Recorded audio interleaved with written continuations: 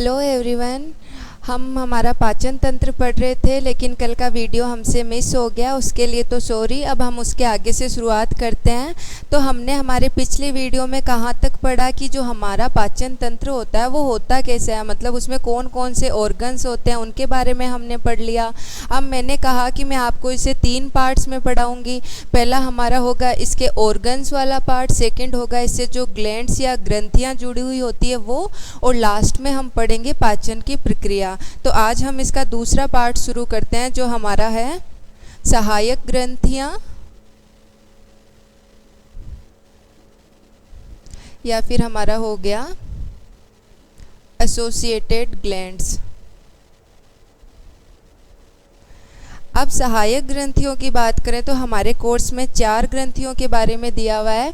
पहला हमारे माउथ से रिलेटेड है, तो वो हमारी है लार ग्रंथियां, और ये कहाँ पाई जाती है? माउथ में। और दूसरे की हम बात करें तो वो आ गया हमारा यकृत, और ये कहाँ होती है? जो हमारा आमाशय होता है ना, आमाशय के दाईं तरफ। तीसरे की बात करें तो हमारी गैस्ट्रिक ग्लैंड्स होती हैं, ये हमारे आमाशय में पाई जाती है। और लास्ट हमारी हो गई अग्नाशय, ये कहाँ पाई जाती है? आमाशय के नीचे। तो ये 4 ग्रंथियां हैं, मतलब इनका सबसे पहले अगर हम इनके बारे में पढ़ रहे हैं तो पहले हम ये पढ़ेंगे कि इनसे कौन से हार्मोन निकलते हैं, और उसके अलावा जो इनसे जो हार्मोन निकल रहे हैं या जो लिक्विड निकल रहा है वो सिर्फ पाचन के अलावा और भी किसी चीज़ में हेल्पफुल है या सिर्फ पाचन में ही है। फिर इनसे जो हार्मोन निकल रहे हैं उनकी पाचन प्रक्रिया के बारे में हम अगले भाग में पढ़ेंगे। तो पहले हम यहाँ से शुरुआत करते हैं इनके हार्मोन से, या इनसे कौन कौन से द्रव्य निकलते हैं। तो लार ग्रंथियों की हम बात करें तो पहला तो यही हो गया, लार का तो सबको पता है हमारे मुंह में ही स्रावित होती है। तो लार ग्रंथियों के बारे में पहला पॉइंट अगर हम लिखना चाहे तो क्या हो गया? माउथ में पाई जाती है। अब लार ग्रंथियों के स्रावण की अगर हम बात करें तो इसमें एक एंजाइम निकलता है जिसको हम क्या कहते हैं? लारीय एमाइलेज।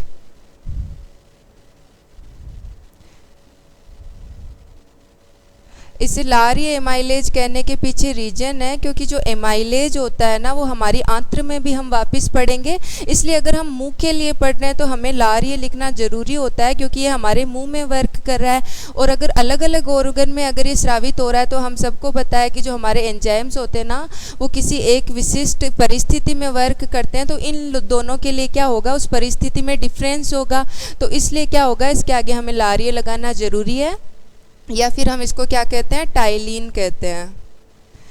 अब अगर इसके अलावा हम बात करें तो यहाँ से लाइसोजाइम का भी स्रावण होता है, और उसके साथ ही जो हमारे आयन होते हैं वो भी स्रावित होते हैं। अब टाइलिन के बारे में तो हम क्या करेंगे? जब पाचन होगा ना उस टाइम पढ़ेंगे कि ये किस प्रकार पाचन में हेल्पफुल होता है। पहले हम यहाँ सिर्फ इतना ही देख लेते हैं कि जो हमारा एमाइलेज या टाइलिन होता है ना वो किसके पाचन में सहायक होता है? स्टार्च के पाचन में। और अगर हम बात करें हमारे लाइसोजाइम की तो कई बार होता है ना फूड में कुछ बैक्टीरिया हो जाते हैं या बाहरी जो ऑर्गेनिज्म होते हैं स्मॉल वो हो जाते हैं या माइक्रो ऑर्गेनिज्म होते हैं, तो उनको किल करने में कौन वर्क करता है? हमारा लाइसोजाइम। तो यहाँ हम लिख देंगे बैक्टीरिया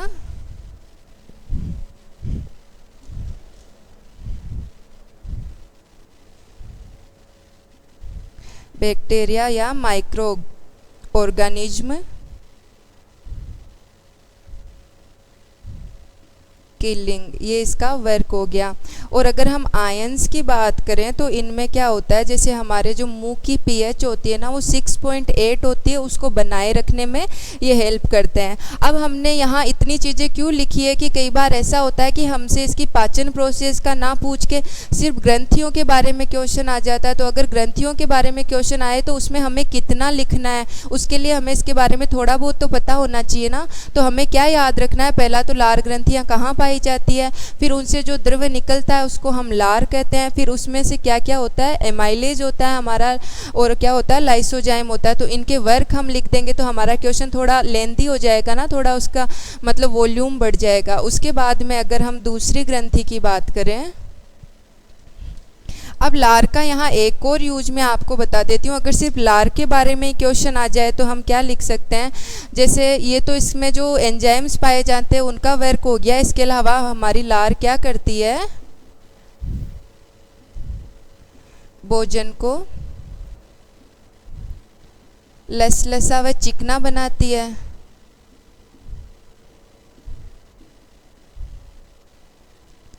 इससे क्या होता है, भोजन को निगलने में आसानी होती है।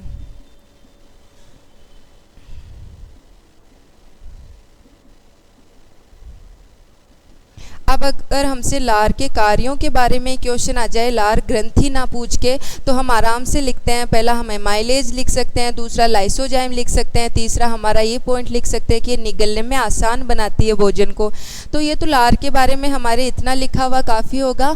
उसके बाद में अगर हम दूसरी ग्रंथि की बात करें या हमारी यकृत की बात करें, तो पहला क्वेश्चन तो इसकी स्थिति का ही बन जाता है कि ये होता कहाँ पे है। तो स्थिति के बारे में हम देख चुके हैं ना, आमाशय के दाईं तरफ। अब दूसरी हम इसके बारे में बात करें तो ये हमारे शरीर की सबसे बड़ी ग्रंथि होती है। ये भी अगर वो जो हमारे छोटे वाले क्वेश्चन आते हैं लघुत्रात्मक जिन्हें कहते हैं या अति लघुत्रात्मक, उसमें ये आ सकता है कि जो हमारे शरीर की सबसे बड़ी ग्रंथि है वो कौन सी है। अब ये हमारे कोर्स में है तो फिर हमें इसका ये भी याद रखना ज़रूरी है। एनसीईआरटी में ये नहीं दिया हुआ है, फिर भी हम याद रखेंगे हमारे शरीर की सबसे बड़ी ग्रंथि, और इसका वेट कितना होता है, 1.2 to 1.5 kg। ये हमने इसके वेट की बात कर ली। अब यहाँ देखने वाली बात ये है कि ये जो हमारा यकृत है ना, ये ग्रंथि है, फिर भी इससे कोई भी पाचन एंजाइम या पाचक एंजाइम कभी स्रावित नहीं होता है। मतलब ये सीधे तरीके से पाचन में पार्टिसिपेट नहीं करता है, इसका पार्टिसिपेट करने का क्या होता है, तरीका अलग होता है। अब उसके बारे में हम यहाँ पढ़ें कि ये कैसे हमारे पाचन में वर्क करता है। तो पहला तो ये होता है, इसका श्रावण जो होता है ना, या इससे स्रावित जो द्रव्य है पित्त रस कहलाता है।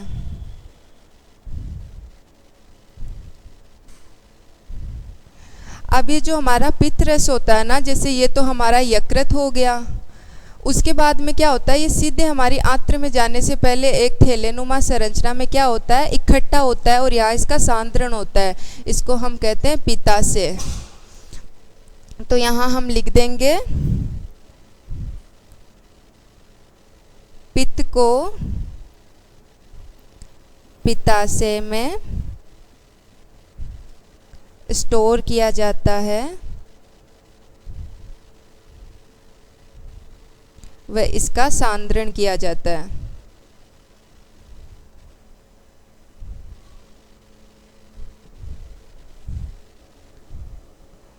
ये तो हमारा इस ग्रंथि के बारे में बेसिक नॉलेज है जो हमें पता होना चाहिए कि ये स्थित कहाँ पे होती है, या इसका वेट कितना होता है, या फिर सीधा डायरेक्ट इसका फ्लो जो हमारी आंत्र में जाता है या नहीं जाता है। अब बात करें कि वर्क कौन कौन से करती है, तो पहला तो हमने यही कह दिया कि इससे कोई भी पाचक एंजाइम स्रावित नहीं होता। तो फिर इसका क्या वर्क हो सकता है, तो यहाँ हम पहले तो लिखेंगे यकृत से पाचक एंजाइम स्रावित नहीं। अब इसके कार्य के बारे में हम देखें तो ये हमारा पित्तरस हो गया। तो इसके सीधे जो दो कार्य होते हैं वो क्या होते हैं कि जैसे जो हमारी वसा होती है ना, वो सीधे सीधे उसका पाचन हमारे स्टार्च और प्रोटीन की तरह नहीं हो सकता है। उसको क्या करना पड़ता है, पहले छोटे छोटे टुकड़ों में तोड़ना पड़ता है, और इस प्रोसेस को हम क्या कहते हैं, इसको हम कहते हैं इमल्सीकरण। तो जो ये हमारा पित्तरस होता है ना, वो क्या करता है, उस वसा को छोटे छोटे टुकड़ों में तोड़ता है या उसका इमल्सीकरण करता है। अब इसमें कोई पाचक एंजाइम नहीं है, फिर भी ये हमारे पाचन में तो हेल्प कर ही रहा है। तो इसलिए हम यहाँ पहला पॉइंट यही लिख लेंगे, वसा के इमल्सीकरण में सहायता,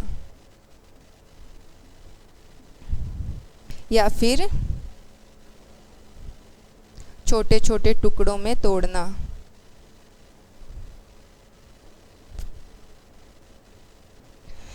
अब अगर हम दूसरे पॉइंट की बात करें तो उससे पहले हम ये देख लेते हैं कि जैसे हमें अगर यकृत के बारे में लिखना है तो हमें यहाँ ये भी याद रखना होगा कि जो हमारा यकृत का स्राव होता है ना, वो कहाँ खुलता है? आंत्र में। और आंत्र में भी कहाँ? ड्यूडेनम में, या इसका हिंदी मुझे नहीं पता पर शायद ग्रहणी होता है। ग्रहणी में हमारा पित्त रस आता है, या हमारा यकृत की जो नलिका है वो ग्रहणी में आके खुलती है। अब हम बात करें हमारी आंत्र की, तो आंत्र के बारे में हम इसकी पीएच के बारे में वापस पढ़ेंगे, लेकिन फिर भी हमें यहाँ ये जान लेते हैं कि जो हमारी आंत्र होती है ना, उसकी पीएच कैसी होती है? सारी होती है। और जो हमारा पित्त होता है ना, इसमें क्या पाए जाते हैं? पित्त लवण, पित्त लवण की उपस्थिति। तो ये किस में सहायता कर देते हैं? जैसे हमारे मुंह से, या फिर हम कहें हमारे आमाशय में, तो सबको पता है, या भी नहीं भी पता तो हमें एक बार सुन लेना है कि हमारे आमाशय में भोजन की पीएच को क्या कर देते हैं? एसिडिक कर देते हैं। लेकिन जो हमारे आंत्र के एंजाइम्स होते हैं ना, वो क्या करते हैं? बेसिक पीएच पे या क्षारीय पीएच पे कार्य करते हैं। अब अगर वो क्षारीय पीएच पे कार्य करते हैं तो उसको क्षारीय बनाना भी तो पड़ेगा ना हमें। तो उसमें कौन हेल्प करता है? हमारा पित्त रस हेल्प करता है। यानी दूसरा इसका वर्क क्या हो गया? आंत्र की पीएच को क्षारीय बनाने में। ये तो इसके सीधे दो वर्क हो गए जो हमारे पाचन से रिलेटेड है। इसके अलावा अगर हम इसके वर्क की बात करें या हमारे यकृत के वर्क की बात करें तो इसमें क्या होता है? जैसे हमारा जो ग्लूकोज होता है ना, एक तो हमारी बॉडी को हमने कुछ खाया और उसी टाइम वर्क कर गया, तो वो तो उसी टाइम ख़त्म हो चुका ना, मेटाबॉलिज्म में यूज आ चुका वो ग्लूकोज। और दूसरा क्या होता है? हमने की ओवर ईटिंग, मतलब हमें जितना ग्लूकोज हमारी बॉडी को चाहिए था हमने उससे ज़्यादा ले लिया। अब ये हमारा ग्लूकोज हमने लिया, इसका आधा पार्ट हमारे क्या आ गया? बॉडी मेटाबॉलिज्म में काम आ गया, और बाकी जो है वो क्या हो गया? बचा हुआ है, अब उसका कोई यूज नहीं है। तो इसको क्या करेगा? हमारा जो यकृत होगा ना, वो कर लेगा ग्लाइकोजन के रूप में स्टोर। यानी ग्लूकोज किसके रूप में स्टोर होता है? वो भी हमें यहाँ एक क्वेश्चन आ गया कि ग्लूकोज जो होता है वो हमारा स्टोर होता है ग्लाइकोजन की फॉर्म में।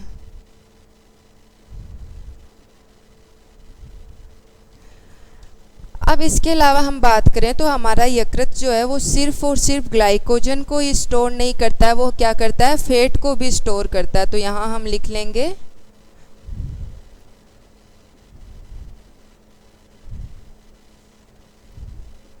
ये तो इसके स्टोर का वर्क हो गया कि इसने स्टोर किया। अब अगर हम फ्यूचर की बात करें, जैसे हमने एक दिन खाना नहीं खाया तो उस टाइम क्या होता है? ये जो हमने स्टोर किया है, हमारा ग्लाइकोजन स्टोर किया है, हमारा फैट स्टोर किया है, तो जब हम खाना नहीं खाते उस प्रोसेस में क्या होता है कि हमारे में एनर्जी की कमी होती है।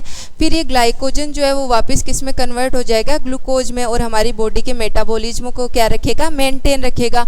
तो इसलिए क्या होता है? जो हमारा यकृत होता है ना, वो इन चीज़ों को फ्यूचर के लिए स्टोर करता है कि कभी ऐसी कंडीशन आ जाए कि हमें क्या ना मिले? खाना ना मिले।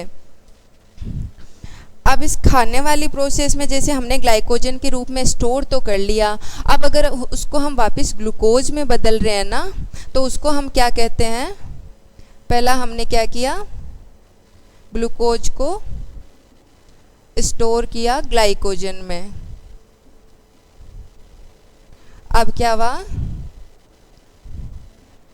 बॉडी को फूड की नीड हुई, या फिर क्या हुआ? ग्लूकोज कम हुआ, तो उसमें क्या होगा? हमारा ग्लाइकोजन वापस बदल जाएगा ग्लूकोज में। इस प्रोसेस को हम क्या कहते हैं? ग्लूकोजिनोलाइसिस।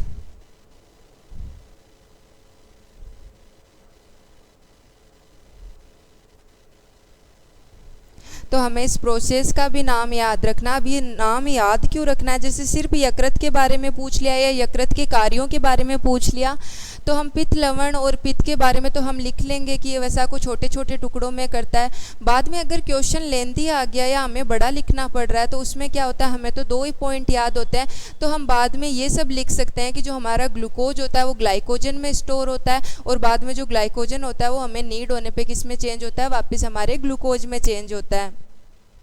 अब जो हमने यहाँ फैट वगैरह स्टोर किए हैं ना, वो भी अगर हमारी बॉडी को ग्लूकोज की नीड है तो उनको भी किस में चेंज किया जाएगा, ग्लूकोज में चेंज किया जाएगा। तो यहाँ मैं लिख दूँ फैट प्रोटीन,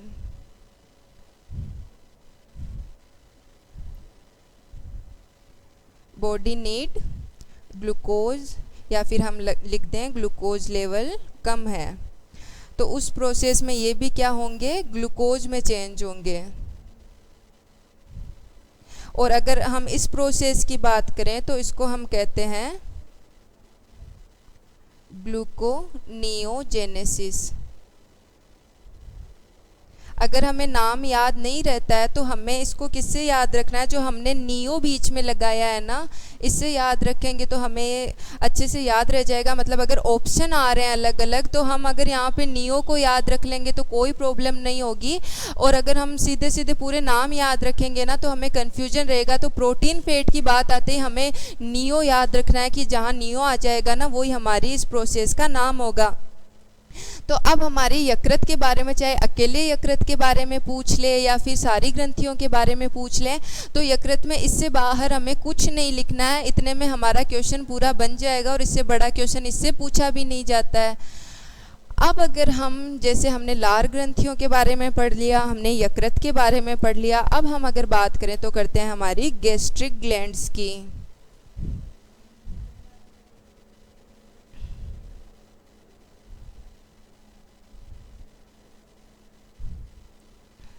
गैस्ट्रिक ग्लैंड्स कहाँ पाई जाती है? ये पाई जाती है हमारे आमाशय में।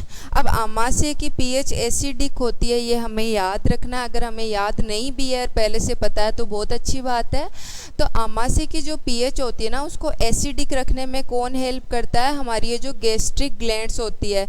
तो पहला तो पॉइंट हम इसकी स्थिति के बारे में लिख लेते हैं कि ये कहाँ पाई जाती है, आमाशय में पाई जाती है। अब दूसरा हम बात करते हैं कि आखिर इन ग्लैंड से क्या स्रावित होता है। जैसे यकृत में तो हमने कहा कोई पाचक एंजाइम स्रावित नहीं हो रहा, वो किस में हेल्प कर रहा है, हमारी वसा को छोटे टुकड़ों में तोड़ने में हेल्प कर रहा है।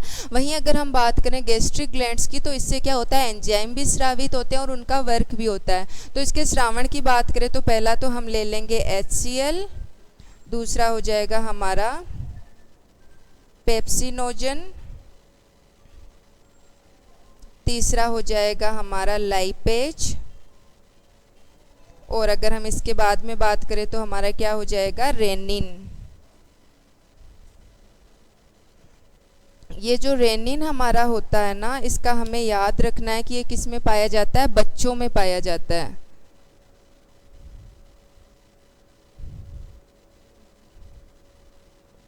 अब अगर हम इनके वर्क की बात करें तो HCl का वर्क क्या होता है, पीएच को एसिडिक रखना।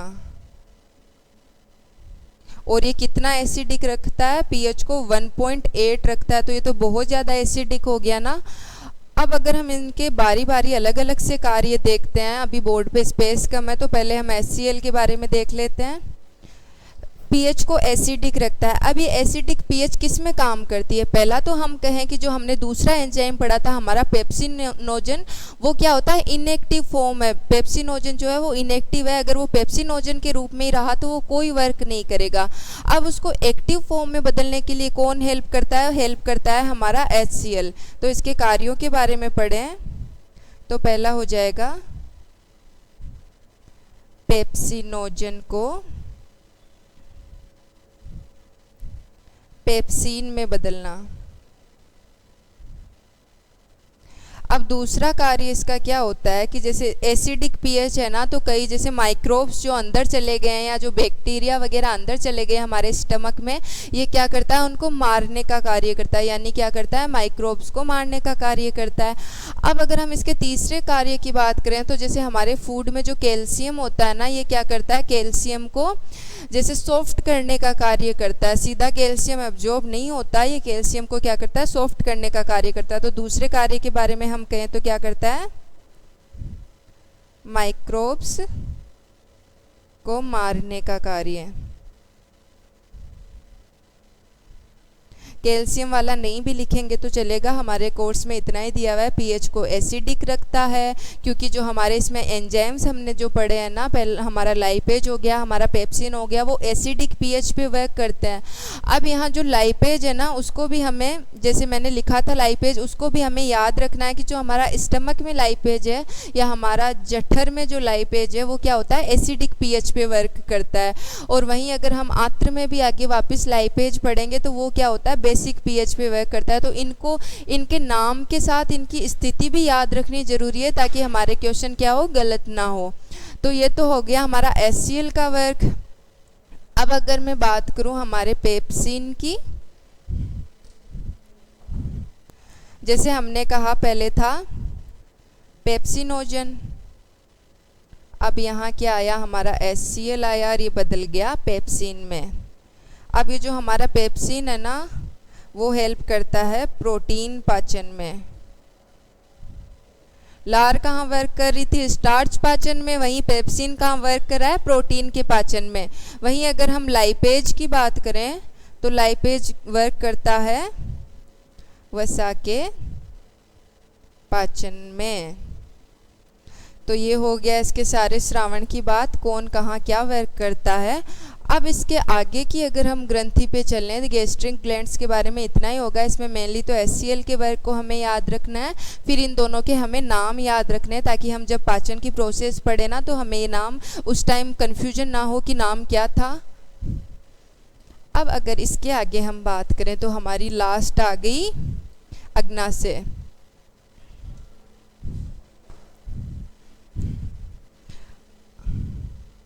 अग्नाशय जो है ना, वो पाचन में बहुत बड़ा रोल है इसका। पहला तो हम ये देख लें, ये कहाँ खुलती है, हमारी आंत्र में। अब जब हमने कहा था कि आंत्र में जो पहला हमने पढ़ा था हमारी पाचन नली के बारे में, वहाँ हमने कहा था ना हमारी इंटेस्टाइन जो होती है ना, उसमें जो लगभग पाचन होता है ना, वो हमारी छोटी आंत्र के पहले भाग में ही हो जाता है। हमने उसके 3 भाग पढ़े थे, उसमें पहला भाग जो है उसमें लगभग पाचन या पूरा ही पाचन उसी में संपूर्ण होता है, बाकी 2 भागों में क्या होता है, एब्जॉर्प्शन होता है। और जो हमारी बड़ी आंत होती है उसका एब्जॉर्प्शन और पाचन में कोई खास रोल होता नहीं है, वो सिर्फ स्टोर करती है वेस्ट को। तो यहाँ हम देखें आंत्र में, तो यहाँ लिखना आसान होगा ना, आंत्र में बताओ कहाँ होगा, ये तो इसकी आ गई स्थिति आ गई। अब उसके बाद में हम बात करें कि ये जो बहुत अच्छा रोल या मेन रोल इसी का ये पाचन में, तो इसमें से जो होंगे एंजाइम्स भी ज़्यादा स्रावित होंगे। अब इसमें क्या होते हैं, स्टार्च, प्रोटीन, सब के लिए अलग अलग क्या होते हैं, एंजाइम स्रावित होते हैं। तो पहला हम लिख लेते हैं कौन कौन से होते हैं। ट्रिप्सिनोजन, दूसरा हो गया काइमो ट्रिप्सिनोजन, बाद में हो गया हमारा कार्बोक्सी पेप्टिडेज, हो गया हमारा एमाइलेज। आ गया ना आंत्र वाला एमाइलेज, हमने लार वाले टाइम पे बात की थी कि हमें लार ये एमाइलेज याद रखना है। अभी आंत्र वाला एमाइलेज है, उसके अलावा हमारा हो गया लाइपेज और लास्ट हमारा हो गया न्यूक्लिएज। ये एंजाइम तो आपको रटने ही पड़ेंगे, इसकी कोई ट्रिक नहीं है, ये आपको याद होंगे तभी आप पाचन प्रक्रिया के बारे में पूरा लिख पाएंगे और आपको वो समझ में आएगी। अगर मैं पहले 3 की बात करूं तो ये किसके पाचन में सहायक होते हैं, प्रोटीन के।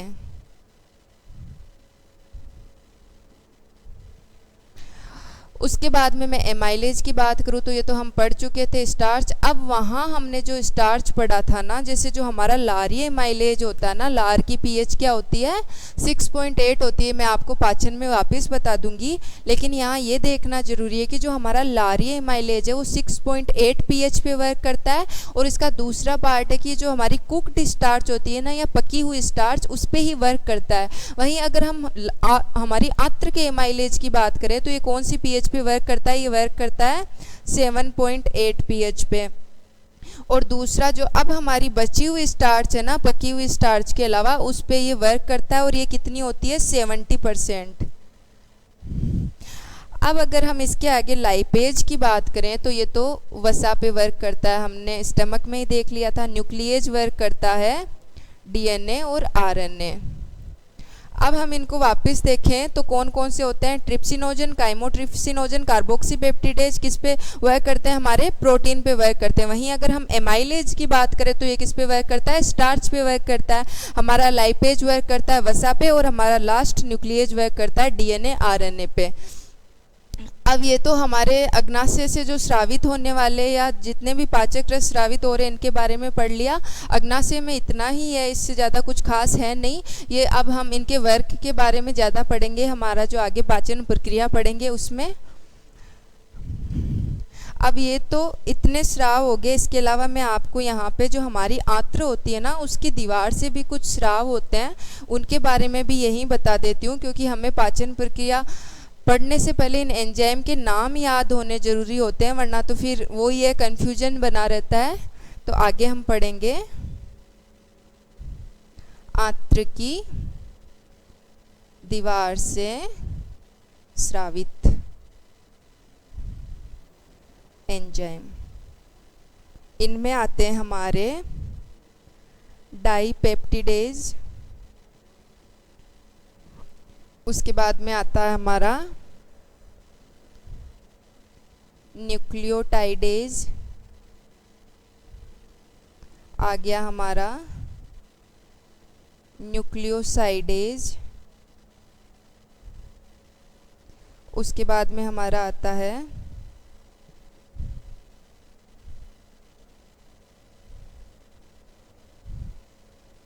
एंटेरोकाइनेज,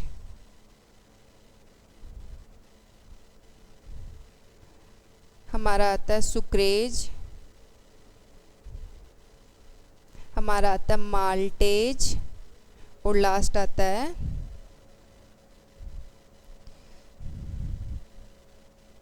गैलेक्टेज। तो ये तो इसके क्या हो गए, सारे हार्मोन हो गए। अब हम इनको साथ में क्या कहते हैं, सक्कस एंटेरिकस। हमें ये भी याद रखना है, यहाँ मेन जो याद रखने वाला पॉइंट है, जैसे इनके सबके हम वैसे तो कार्य जो होते हैं वो साथ साथ देख लेंगे, लेकिन जो हमारा एंटेरोकाइनेज होता है ना, उसको याद रखना है। इसका कार्य ये होता है कि ये जो हमारे अग्नाशय से स्रावित एंजाइम है ना,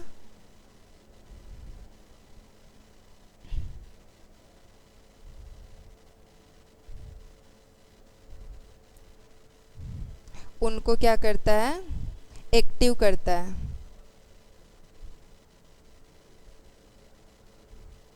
तो इसका एक का वर्क हमें यही पढ़ना है, उसके बाद में हम पाचन प्रोसेस के बारे में पढ़ लेंगे। तो अब हम शुरू करते हैं हमारी पाचन प्रक्रिया के बारे में। सबसे पहले माउथ से शुरू होगी, क्योंकि वहाँ भी एंजाइम पाया जाता है। इनके नाम सिर्फ आपको देखने हैं, जब आप इनके वर्क देखेंगे तो उस टाइम साथ साथ आपको याद भी हो जाएंगे ये। तो पहला हम शुरुआत करते हैं हमारे माउथ से।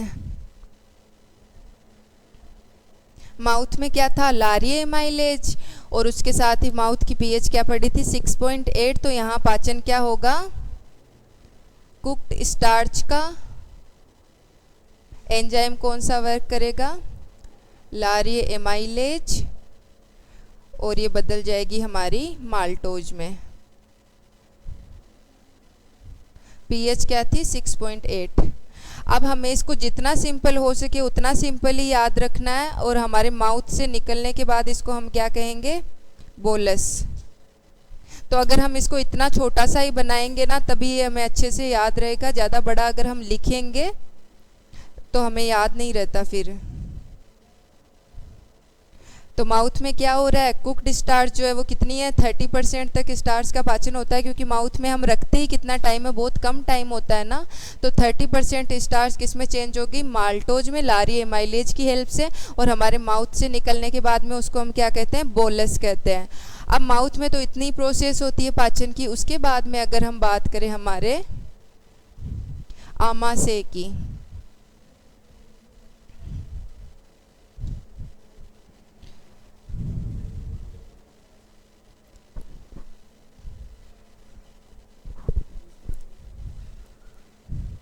उसके बाद में हम बात करते हैं हमारे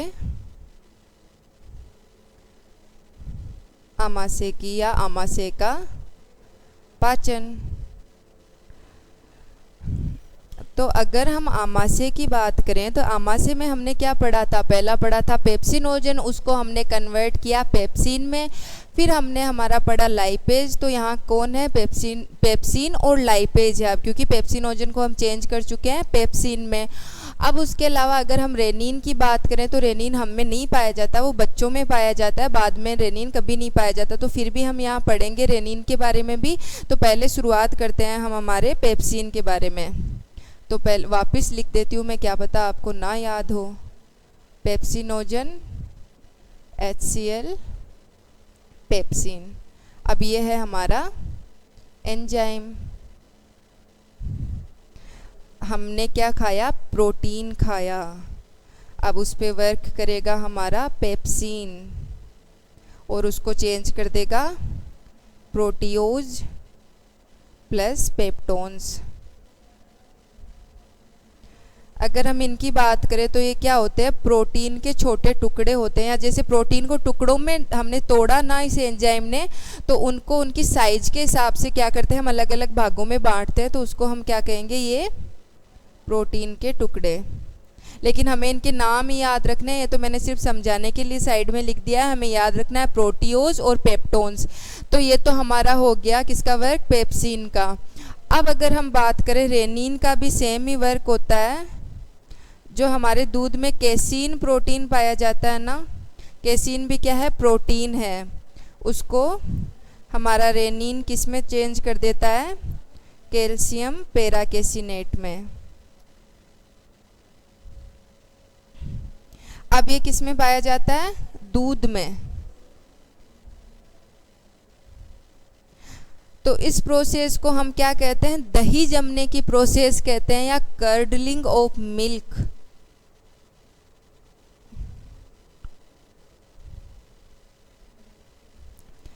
हमें इसके बारे में, जैसे रेनिन के बारे में सिर्फ लिखना है, इसकी प्रोसेस हमारे में नहीं है पूरी। हमें सिर्फ इतना लिखना है कि जो हमारे दूध में केसीन प्रोटीन पाया जाता है ना, उसको कैल्शियम पेराकेसिनेट में कौन चेंज करता है, हमारा रेनिन। इसलिए इसको हम क्या कहते हैं, कर्डलिंग हार्मोन, या ये वर्क क्या करता है, कर्डलिंग ऑफ मिल्क, या दूध को दही में बदलने का वर्क करता है।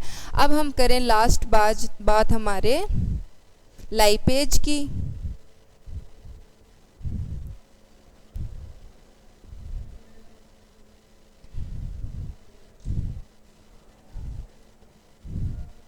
तो लाइपेज किस में हेल्प करता है, वसा के पाचन में।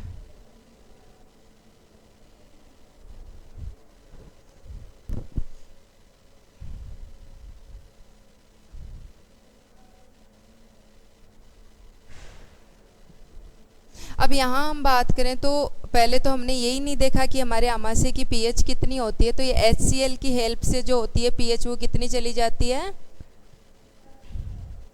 1.8 पीएच चली जाती है।